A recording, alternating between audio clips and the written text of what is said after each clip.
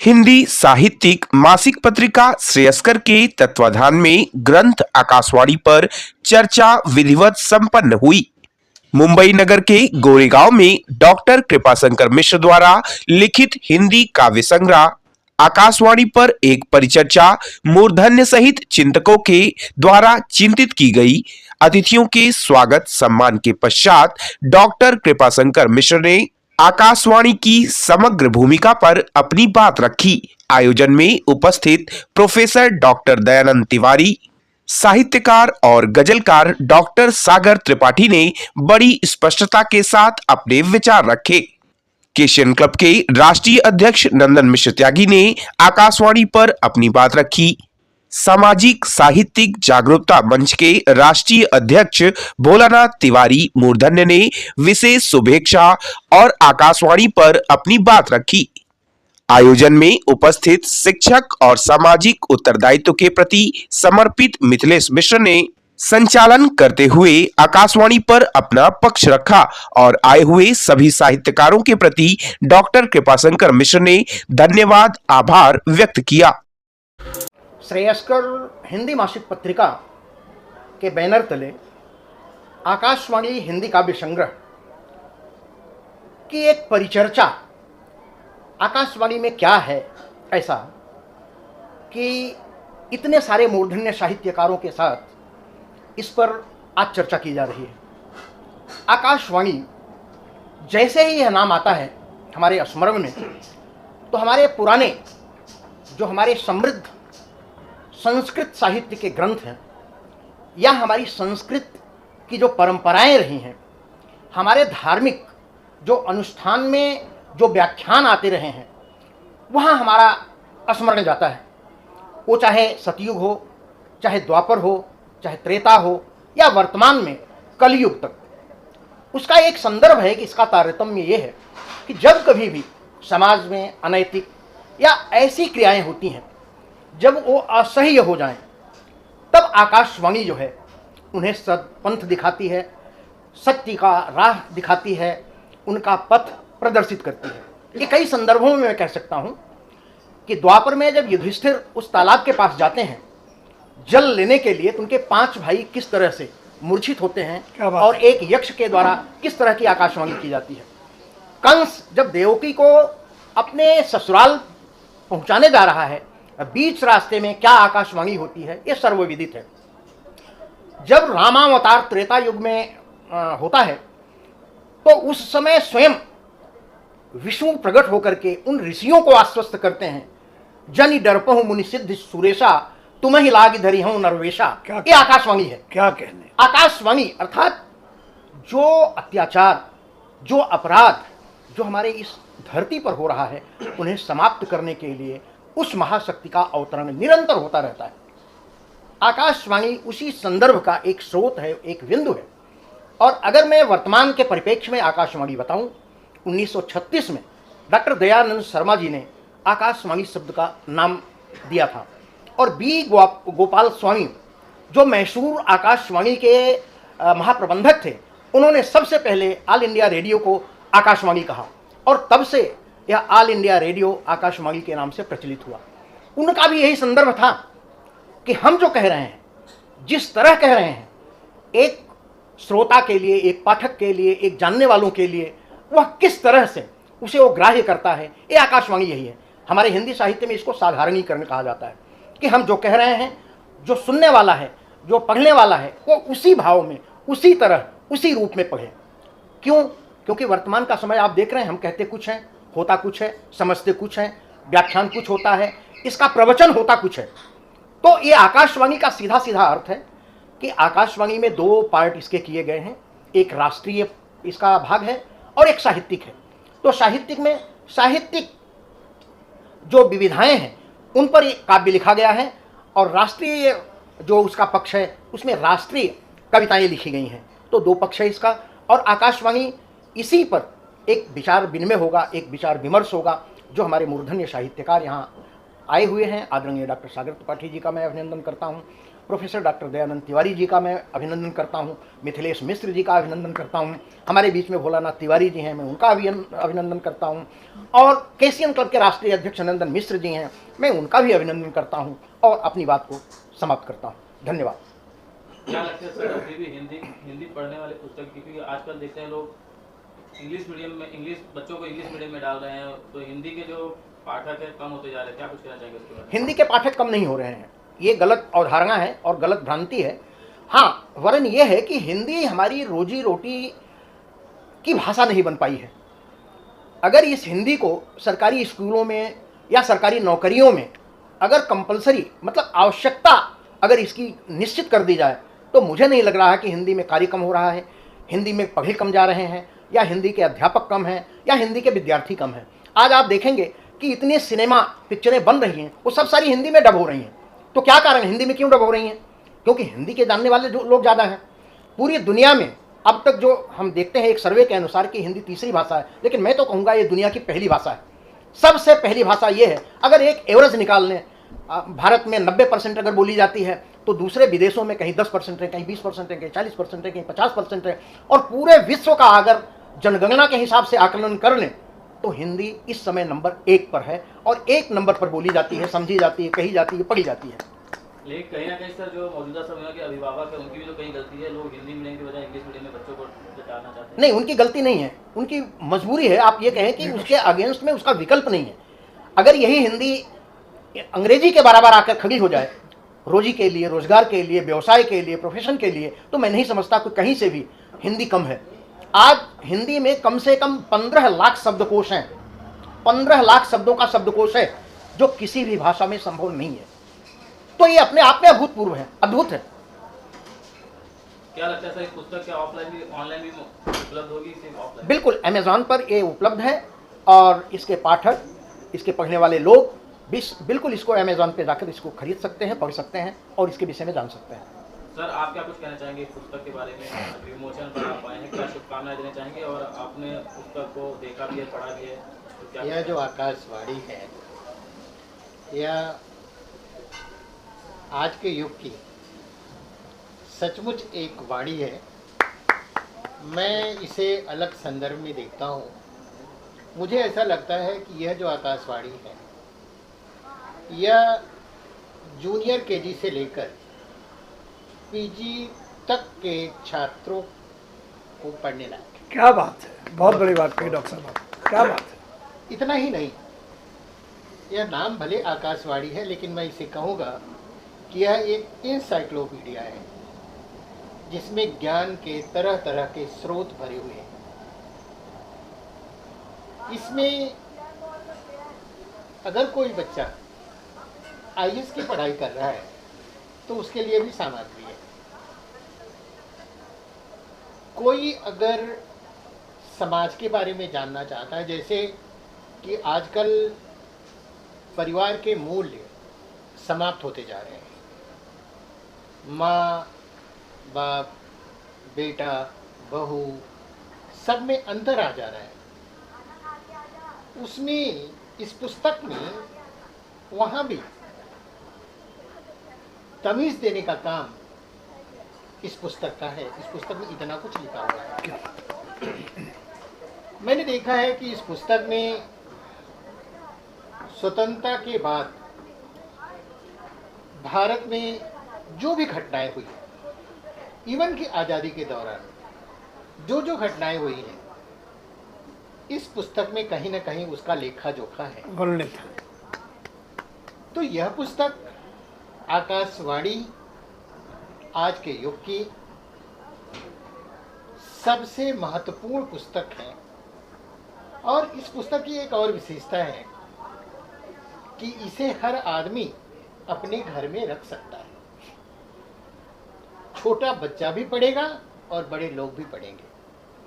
छोटा बच्चा भी जानेगा, बड़े लोग भी जानेंगे। इसलिए मैं इसको सिर्फ साहित्य की पुस्तक नहीं मानता, मैं इसे ज्ञान की एक इंसाइक्लोपीडिया मानता हूँ। यहाँ तक पिछले दिनों भारतवर्ष ही नहीं, दुनिया में जो आफत आई कोरोना को लेकर, उस कोरोना का भी वर्णन है। इतना ही नहीं, जो प्रधानमंत्री स्वच्छता लेकर आए उनका भी वर्णन है। इतना ही नहीं, इसमें अटल बिहारी वाजपेयी भी हैं, नरेंद्र मोदी भी हैं। इसमें बहुत से ऐसे पात्र हैं जो महाभारत से मिलते जुलते हैं। इसमें बहुत से पात्र हैं जो रामचरितमानस से मिलते जुलते हैं। यह पुस्तक देखने में सामान्य हो सकती है, लेकिन मैं इसे राष्ट्रीयता का दर्जा दूंगा कि यह राष्ट्रीय स्तर पर पढ़ी जाने वाली पुस्तक है। और इसमें जो कविताएं लिखी गई हैं, सबसे अच्छी बात है कि आदरणीय मिश्र जी बहुत कठिन भाषा लिखते हैं। इनके जो लेखन का साहित्यिक स्वरूप है, जो आम लोगों के लिए बहुत आसान नहीं होता, क्योंकि ये बहुत ही उच्च कोटि के साहित्यकार हैं। लेकिन इस पुस्तक में इन्होंने शब्दों का चयन भी ऐसा किया है, बहुत अच्छी तरह से समझ में आ जाने वाली है। तो कुल मिलाकर आकाशवाणी है, और इसमें वाणी ही नहीं है बल्कि आज के आधुनिक युग के मूल्य हैं। समाज में गिरते मूल्यों के बीच यह पुस्तक एक जरूरी पुस्तक है। मैं तो यह लोगों से आग्रह करूँगा कि आप अगर किसी को उपहार देना चाहते हैं तो आप चॉकलेट देंगे, जैसे कि एक छोटी सी कहानी है कि आप किसी को एक मछली खिला देंगे, वो खा लेगा और भूल जाएगा। लेकिन अगर मछली पकड़ना आप सिखा देंगे तो जीवन भर मछली पकड़ेगा और अपना जीवन जिएगा। तो यह पुस्तक उस श्रेणी की है कि जो इसे पढ़ेगा वह उसे गुनेगा, और गुनेगा तो उसके भीतर संस्कार पल्लवित होंगे, उसके मूल्य अच्छे होंगे, तो उसका परिवार भी चलेगा और उसके बच्चे भी अच्छा सीखेंगे। उसके घर में ये नौबत नहीं आएगी ये पुस्तक पढ़ने वालों के कि बाप को वृद्धाश्रम में भेजा जाए। ऐसे लोगों को ये पुस्तक पढ़ना चाहिए। सर, आप क्या कुछ कहना चाहेंगे इस पुस्तक के बारे में? काफ़ी भारत की जो उपलब्धियां हैं उन पर जिक्र किया गया है, जैसे चंद्रयान को भी लेकर मैंने देखा है, तो जिक्र किया गया है, हर घर तिरंगा, इस पर भी जिक्र किया गया है। तो आप क्या कुछ कहना चाहेंगे इस पुस्तक के बारे में, और सर को क्या शुभकामनाएं देना चाहेंगे इस पुस्तक के बारे में? सर्वप्रथम डॉक्टर कृपाशंकर मिश्र जी को मैं इस बात पर साधुवाद देना चाहूँगा कि जिस विश्वविद्यालय में हमने शिक्षा पाई है, उसी विश्वविद्यालय प्रयाग विश्वविद्यालय से, उस समय यूनिवर्सिटी ऑफ इलाहाबाद कहा जाता था, वहाँ पढ़ने का मतलब ही आदमी विशिष्ट बन जाता था। और यह विशिष्टता इनकी पारिवारिक आध्यात्म वृत्ति की पैदाइश है। संक्षेप में ही, क्योंकि डॉक्टर दयानंद तिवारी जी ने, प्रोफेसर साहब ने इतने विस्तार में इतनी सटीक बातें कही हैं, तो मैं कुछ बातें ऐसी कहूँगा जो सातवें आसमान की हैं। 1978 से लेकर के आज तक डॉक्टर साहब की 17 पुस्तकें आ चुकी हैं। 18वीं पुस्तक शामली से ये सफ़र शुरू हुआ, और 18वीं पुस्तक जो है, हमारे यहाँ 18 पुराण होते हैं, तो ये माना जाएगा कि वो पुराण की श्रेणी की कोई एक चीज़ बनेगी। अब मैं आता हूँ आकाशवाणी पर। मैं अतीव भाग्यशाली हूँ, और डॉक्टर साहब से, मिश्र जी से ये पूछिएगा कि शायद मैं ही इस दुनिया में इस पुस्तक का प्रथम वर्जिन एकाकी एकलव्य पाठक हूँ। जब यह पुस्तक तरतीब दी जा रही थी तो मैंने इनसे निवेदन किया कि मैं आपकी आध्यात्मिक वृत्ति से परिचित हूँ, मुझे यह आप सुअवसर दें कि अपना आध्यात्म रस जगा सकूं। और इनकी दरिया दिली देखिए कि पूरी की पूरी पांडुलिपि इन्होंने ला के रख दी, और पूरे 1 महीने तक मुझे ये अवसर मिला। अब मेरी निगाह में आकाशवाणी, समुद्र मंथन से 14 रत्न निकले, दुनिया निहाल हुई, विश्व से कुछ परेशान हुई, शंकर जी ने अपने गले का निवेश करके लोगों को बचाया। आकाशवाणी जो है आकाश मंथन का परिणाम है। मेरी निगाह में आकाशवाणी जो है मैंने कुछ ऐसे शब्द रखे हैं, मैं चाहता हूं कि आप तक पहुंचाऊं इसे। आकाशवाणी एक आध्यात्मिक दस्तावेज, एक शोध ग्रंथ है, एक आकाशीय अनहद अनुगूंज है।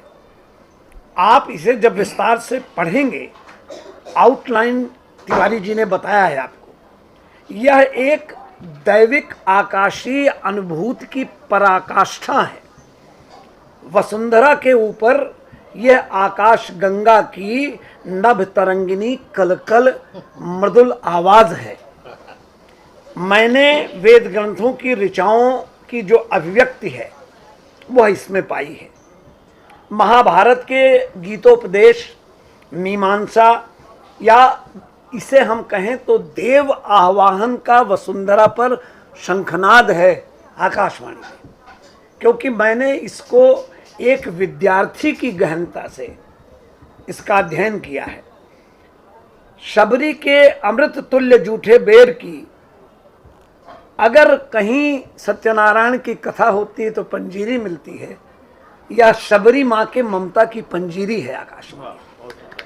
मैंने बड़े गहन अध्ययन के बाद यह तय किया कि खगोल शास्त्रियों के शोध की यह संविदा और साधिका है।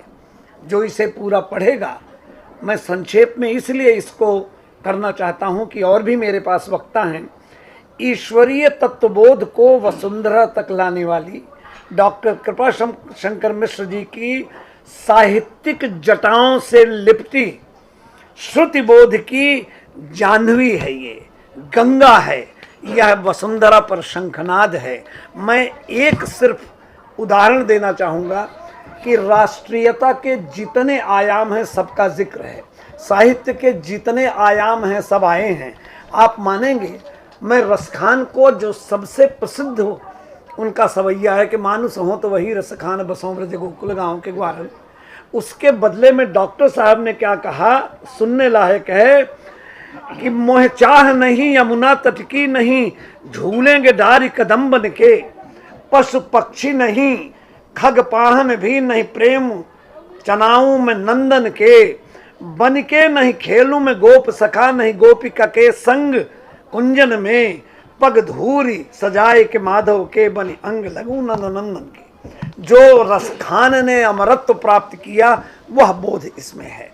मैं लाइब्रेरीज की बात छोड़िए, मैं चाहता हूं कि जो परिवार अपने बच्चों को, अगली पीढ़ी को, जैसे डॉक्टर दयानंद तिवारी जी ने, प्रोफेसर साहब ने कहा है कि सुचितामयी साहित्यिक आध्यात्मिक वृत्ति क्षमता देना चाहता हो, आकाशवाणी की एक प्रति अपने घर के ऐसे कोने में रखे जहां गीता रखी जाती है, जहां उपदेश की किताबें रखी जाती हैं। मैं आप सबका आभारी हूं। ये जो 4 चैनल हमारे पास आए हैं, मैं इसमें आपका सहयोग अपेक्षित करता हूं कि इस आकाशवाणी ग्रंथ को निस्वार्थ भाव से विश्व भर में, हालांकि एक बात हम और आपको बताएं, विश्व के कम से कम 20 ऐसे देश हैं जहां आकाशवाणी वहां के प्रमुख प्रेसिडियम, संसद, विश्व प्रसिद्ध लाइब्रेरीज में यह पहले ही पहुंच चुकी है। एक बार आप सबका पुनः आभार। इन मनीषियों को मैं प्रणाम करता हूं। मैं आजीवन डॉक्टर कृपा शंकर मिश्र जी का ऋणी रहूंगा कि मैं प्रथम शोधक, एक एकलव्य के तौर पर इस आकाशवाणी महाग्रंथ का पाठक रहा हूं। बहुत बहुत आभार आप सबका। इतिहास रचा गया है जब भी भगवत कृपा से आकाशवाणी हुई है। यह आकाशवाणी निश्चित ही उस आकाशवाणी से संबद्ध ही है, जैसा कि अभी सभी वरिष्ठ साहित्यकारों ने इसके विषय में कहा। इसके अंदर का जो संपूर्ण विषय है वो वास्तव में हमारे समाज के लिए, हमारे देश के लिए, हमारी परंपरा के लिए, हमारी संस्कृति के लिए, जिस सनातन के लिए आज विश्व स्तर पर बात हो रही है, उसके लिए हर घर में इसका पहुंचना जरूरी है। मैं आप सभी से आग्रह करता हूं, फिर मैं उस बात को दोहराऊंगा कि जब जब आकाशवाणी हुई है तब तब इतिहास बना है, शास्त्रों में, ग्रंथों में उसको लिखा गया है। आज भी आकाशवाणी हुई है और ये भी एक इतिहास बनेगी। मैं धन्यवाद देता हूँ डॉक्टर कृपा शंकर मिश्र जी को। धन्यवाद। क्या बहुत शुभकामनाओं को बधाई देना चाहूँगा। ये राष्ट्रीयता का प्रतीक, साहित्यिक वृत्ति का प्रतीक, जैसा कि अभी हमारे तमाम मनीषियों ने इस पर प्रकाश डाला। मैं तो शब्द की मुद्रा बनाना नहीं जानता हूँ, लेकिन इतना जानता हूँ कि जिस तरह से छंदों में ओंकार शब्द का जो है महत्व होता है, हमारे साहित्य जगत की अनमोल धरोहर है, जिसको एक ओंकार की उपाधि मिली है और मिलती रहेगी। और इसी के साथ मैं ये कहूँगा कि 18वां ही क्यों, 18 तो पुराण पहले भी लिखा जा चुका है। मैं चाहूँगा कि एक सिल्वर जुबली 25वीं भी मनाई जाए। निश्चित। इसी की शुभकामनाएं मैं दूंगा कि हर कदम की तीव्रता यूं ही बनी रहे। क्या बात। साहित्य के विद्यार्थी जीवन से ही डॉक्टर कृपाशंकर मिश्र जी साहित्य के क्षेत्र में अपनी लेखनी का परिचय देते रहे हैं। आप शामली से लेकर के आकाशवाणी तक की इनकी यात्रा साहित्य को समृद्ध बना रही है। और यह एक ऐसी पुस्तक है, इसमें ऐसे ऐसे पाठ्यांशों का चयन किया गया है जो युवाओं, वयस्कों और वृद्धों, मतलब हर वर्ग, आयु वर्ग के पाठकों के लिए यह अच्छा है। और ऐसे पुस्तक को पढ़ने से विद्यार्थियों को ज्ञान मिलेगा और ज्ञानप्रद है। सभी तरह के पाठक इस पुस्तक को पढ़ करके लाभ ले सकते हैं। क्या बात, अद्भुत। This program is co-sponsored by Jindal Steelworks, JSW Start Strong Grow Stronger, B6, MIDC Tarapur, Maharashtra 4011506।